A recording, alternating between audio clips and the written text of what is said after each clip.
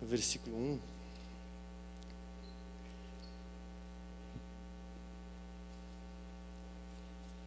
Tantas coisas já foram ministradas e faladas, então algo bastante sucinto para esses 10 minutos finais,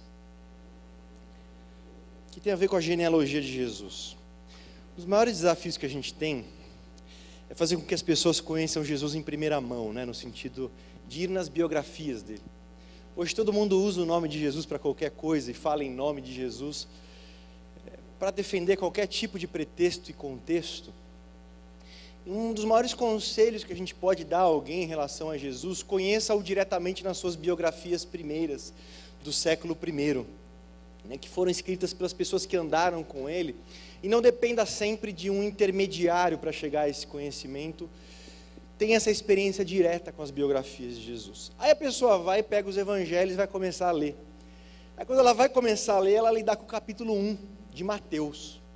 Mateus, Marcos, Lucas e João, vou ler agora quem realmente foi Jesus, não pelo que o pastor falou, pelo que o padre falou, pelo que o cara falou, pelo que a cara falou. E a primeira experiência é de desânimo no primeiro momento, porque você vai lidar com uma genealogia, uma lista de nomes. Dê uma olhadinha do versículo 3 ao versículo 6, o Misael preparou um slide, assim como todos os outros da manhã de hoje. O Misael gastou o sábado dele montando. Olha que interessante, eu queria falar rapidamente sobre 4 mulheres e um segredo. Alguém já foi assistir no cinema 8 mulheres e um segredo, né? Eu ainda não fui, mas é de onde veio a inspiração para o título, tá? Porque saiu um filme 8 mulheres e um segredo, eu ainda não assisti. Mas sei que o filme gira em torno de 8 mulheres que são unidas por um segredo. E o segredo é que, na verdade, fazendo um pouco de spoiler aqui, né, porque eu também não assisti, então eu tive que ler um pouquinho para saber sobre o que era. Elas são espiãs e têm uma vida paralela, então elas têm uma vida em segredo, em que elas são ao mesmo tempo donas de casa, são trabalhadoras de várias áreas, e espiãs. Basicamente a história é essa. Então 8 mulheres que são unidas por um segredo. Eu achei muito interessante que na genealogia de Jesus também há, não 8, mas 4 mulheres e um segredo. E é sobre esse segredo que eu queria falar nesses minutos finais. Diz assim o texto, só para você sentir como é que é esse capítulo, e como uma pessoa que vai começar a ler os evangelhos, às vezes desanima por esse primeiro capítulo, e não continua no seu projeto, mas os outros capítulos já não são mais genealogias. Diz assim, e Judá gerou Tamar. Gerou de Tamar a Pérez e Zerá. E Pérez gerou a Esrom. Esrom gerou Arão. E Arão gerou a Aminadab. Aminadab gerou Nasson. Nasson gerou Salmão. Né? Para quem gosta de Salmão, está até na Bíblia. Salmão gerou a Raabe. De Raabe a Boaz. E Boaz gerou de Ruth a Obed. Obed gerou a Jessé. E Jessé gerou ao rei Davi. O rei Davi gerou a Salomão, da qual foi mulher Urias, Batseba. 4 mulheres. Uma das primeiras coisas mais incríveis que existe nesse texto é que jamais você teria mulheres numa genealogia. Mas essas mulheres carregam alguns traços. Mas antes de falar propriamente delas, eu acho muito lindo, muito precioso, que a história de Jesus comece com nomes. A história de Jesus não começa com datas. A história de Jesus não começa com estruturas. A história de Jesus não começa com eventos. Começa com pessoas, com nomes. A primeira coisa que eu aprendo é que o Deus da Bíblia, Jesus, é um Deus pessoal. O Deus da Bíblia não é uma força, uma energia impessoal e distante, capaz de gerar um calor no momento, mas que na verdade não há nenhum tipo de pessoalidade e de intimidade como nós temos. O Deus da Bíblia, ele é um Deus pessoal, é um Deus de perto. O salmista chega a dizer, ainda que a palavra nem me chegou à boca, e Deus já conhece. Deus observa o meu levantar e o meu deitar. Deus conhece cada contexto da minha vida. Deus não é um relojoeiro que deu corda e viajou embora e deixou as coisas acontecerem à sua própria sorte. A história de Jesus, começando com nomes, é a representação máxima que o negócio de Deus é gente, que que o negócio de Deus são pessoas, são nomes, e muitas vezes o nosso coração é muito mais voltado para estruturas, é muito mais voltado para eventos, é muito mais voltado para comemorações muitas, e nos esquecemos daquilo que é mais importante de tudo, que são as pessoas. Cada vida aqui vale infinitamente mais do que este prédio no qual nós nos reunimos. Deus é um Deus pessoal, Emanuel, Deus conosco, Deus de perto. Mas esse texto, ele também fala numa comunidade, num mundo onde a gente vive o que nós somos a partir dos nossos números, das nossas curtidas no Facebook, de estatísticas, de massificação. Nós somos colocados em categorias e tudo é uma forma tão impessoal de se tratar. Saber que Deus tem nas mãos deles o nosso nome, nas mãos dele, perdão, o nosso nome, traz tanta pessoalidade. Deus, um relacionamento pessoal que não é um relacionamento por procuração. A gente sempre espera alguém que faça as vezes de Deus para nós, alguém que sempre nos fale o que Deus quer para nós, o que Deus é, o que Deus faz, e nós damos uma procuração a alguém para ter um relacionamento com Deus e para que essa pessoa nos conte o que é um relacionamento com Deus, quando a Bíblia é muito clara ao dizer que em Jesus não há intermediários. Nenhum pastor aqui é intermediário do seu relacionamento com Deus. Estamos todos juntos em comunidade buscando a Deus, mas essa pessoalidade da genealogia de Jesus mostra esse Deus de perto. Em segundo lugar, e penúltimo, esse texto, para quem conhece a Bíblia hebraica, né, que nós chamamos de Primeira Aliança, o Antigo Testamento, quando você passa por algumas histórias, a sua impressão é que a maioria delas não faz sentido nenhum no meio. Histórias que aconteceram, algumas alegres, algumas tristes, algumas fáceis de ler, outras difíceis de digerir, e que você se pergunta, que sentido tem esta pessoa, por que isso está aqui?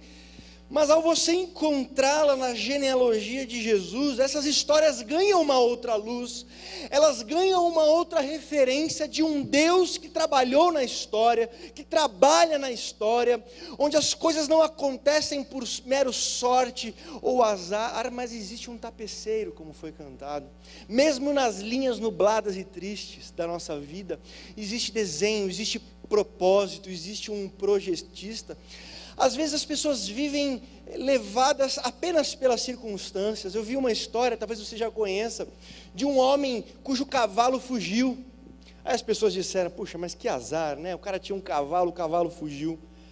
Aí o cavalo voltou com outros 3. De alguma forma ele foi buscar, voltaram 3 cavalos. As pessoas, puxa, que sorte que esse homem tem, né? Voltaram 3 cavalos. Aí um dia o filho foi andar de cavalo, caiu, quebrou o braço. Puxa, que azar que esse cara tem. Se o cavalo tivesse fugido, ele não estaria com o filho agora com o braço quebrado. Aí estourou uma guerra, e o filho não foi porque estava com o braço quebrado. Puxa, que sorte esse cara, né? Olha que... E as circunstâncias vão deixando as pessoas numa visão tão imediatista e circunstancial, de forma que a gente perde a compreensão que a genealogia de Jesus nos mostra, de um Deus trabalhando na história, e não só na história humana, mas na história pessoal de cada um. As genealogias nos falam disso.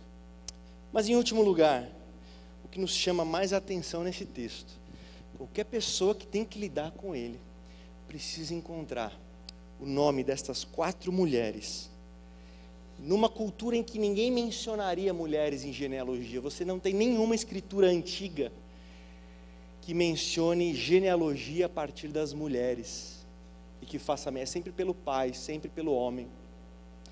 Numa época, quando Jesus vai nascer, a mulher é bem desprezada, assim. Se você acha que hoje existe, como existe, machismo, aquela época era... Aristóteles, por exemplo, discutia se a mulher tinha alma ou não, né?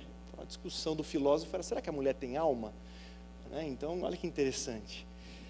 Você colocar 4 mulheres na genealogia de Jesus, do ponto de vista humano, seria uma humilhação, seria um rebaixamento da genealogia de Jesus, mas não para Jesus. Isso é dignificante. Para Jesus, Isso é justamente um grande segredo. Agora, se fossem mulheres conhecidas por uma boa fama, já seria algo precioso. Mas essas 4 mulheres, elas tinham circunstâncias nas suas vidas que fariam com que muitos de nós nos envergonhássemos delas. Entre elas, uma era prostituta, outra era moabita, outra teve que dormir com o sogro. A culpa foi do sogro, mas se envolveu numa situação em que ela teve que se fingir de prostituta. Outra é Batseba, a mulher que Davi vai tomar em adultério. E aí você pega esses nomes na genealogia de Jesus e percebe que para essas 4 mulheres há apenas um grande segredo: a graça de Deus. O que faz com que estas mulheres sejam incluídas dentro da genealogia da pessoa mais famosa da história, que é a pessoa de Jesus. Eu posso fazer a minha genealogia, meus pais, meus avós, meus bisavós, daqui 1 ou 2 gerações, quem foi Samuel? Ninguém quer saber quem foi Samuel, mas ninguém dividiu a história como Jesus, ninguém influenciou tanto a arte, a ciência, a cultura, a civilização, os primeiros hospitais, as primeiras universidades do mundo, todas elas construídas a partir da referência de Cristo. E Jesus escolhe para fazer parte da família dele, para ficar registrado na história da família de Jesus, no seu nascimento, 4 mulheres, que socialmente falando, eram desprezadas só por ser mulheres, mas porque traziam também na sua história marcas que as denegriam, que as rebaixavam. E quando a gente encontra essas mulheres na genealogia de Jesus, só há uma explicação: a graça de Deus. O segredo destas 4 é esse amor de Jesus que consegue incluir aqueles que não são incluídos em lugar nenhum. É esse amor de Jesus que tem a condição de trazer para perto dele mesmo aquelas pessoas que os outros só querem longe. Então, a minha palavra para essa manhã é que talvez você se sente uma pessoa que não merece nada. Eu tenho uma notícia, é verdade. Humanamente falando, nem eu e você poderíamos chegar diante de Deus e falar: olha como eu fui bonzinho, eu mereço o presente do Papai Noel. Olha como esse ano todos nós, se fizéssemos um raio-x do nosso ano, encontraríamos pensamentos indevidos, palavras indevidas, atitudes indevidas. E quando você multiplica isso pelo número de anos que já vivemos, teríamos uma bela FA que nos excluiria da família de Jesus. E estas 4 mulheres têm um segredo: que para entrar na família de Jesus, basta contar com a graça de Jesus. Não é por merecimento, é pelo amor dele, é pela graça dele, que estas mulheres têm um segredo que no final das contas é o mesmo que o nosso. Ninguém faz parte da família de Deus como elas fizeram. Ninguém faz parte da família de Jesus se não for por uma iniciativa do próprio Jesus, do amor dele, que nos amou, que nos buscou quando nós não merecíamos e ainda não merecemos. O meu convite para você que me ouve esta manhã e quer fazer parte dessa família de Jesus, pode crer que nada do que você viveu até hoje te descredencia para esse relacionamento pessoal com Ele. Amém? Vamos ficar de pé? Gostaria de orar sobre essa graça, de orar sobre esta realidade. E o resumo de tudo isso, queridos, é que na Bíblia só tem um herói. Esse herói é Jesus. Todos os restantes são aqueles que são unidos por esse grande segredo de que somos pecadores, mas amados. Somos pecadores perdoados, pecadores sendo restaurados a cada dia. E que você abra o seu coração a cada dia para esse Jesus, que não vai jogar na sua cara tudo aquilo que você foi, mas vai escrever uma nova história.